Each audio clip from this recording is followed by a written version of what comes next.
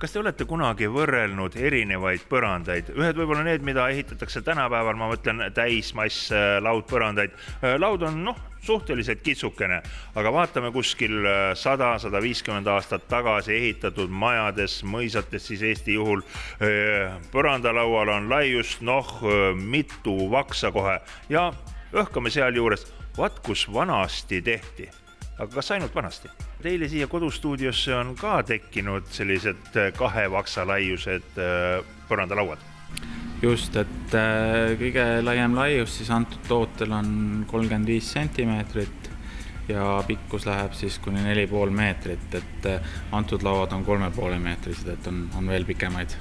Tegu on siis küll täismasslauaga, et kõik on läbini tamme, aga see on 3-kihiline ehk et tagamaks siis stabiilsuse, et saaks paigaldada ka põrandaküttega põrandatele või siis otse betoonpõrandatele, et see laud ei lähe siis lihtsalt kõveraks. Kuidas üldse sellist lauda on soovitav paigaldada?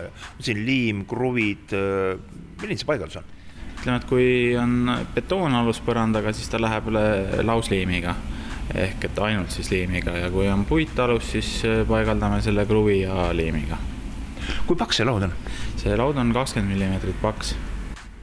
Ja ma vaatasin viimistlust ka, seal on nagu meelega rõhutatud vana head asja. Viimistlusvariante on tegelikult mitmed, et on siis nagu meil siin enamuslauad on käsitsi kraabitud, peitliga on siis pind ära kraabitud, siis on saada veel harjatud variant ja siis sile lihvitud pind ja neid me siis võime viimistleda siin 100 erineval moel. Millistesse kodudesse nüüd sellist antiikset, kui niimoodi võib öelda, lauda ostetakse?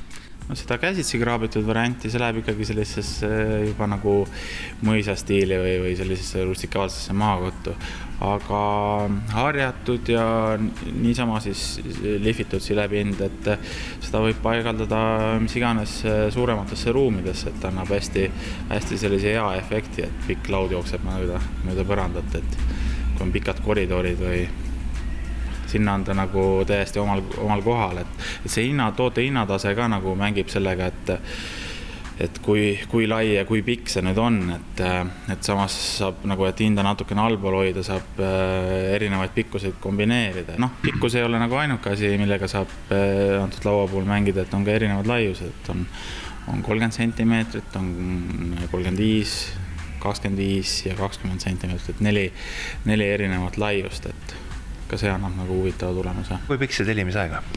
Tellimisaeg on nüüd olenevalt sellest, kas on siis tehase laos kohe valmis olemas või tuleb eraldi toota, et seal 2 kuni võib olla 4-5 nädalani. Ma ei tea, kuidas sellise laua nägemine teie mõtted kodukujundusest liikuma pani, kuid mina jäin küll mõtlema, et oleks mul kuskil mõni põrand teha, siis kas või ühe laua paneks kuskile keskele niisuguseks kirsiks tordi peale, et vaadake, kui vinge ja vanaaegne põrand mul on.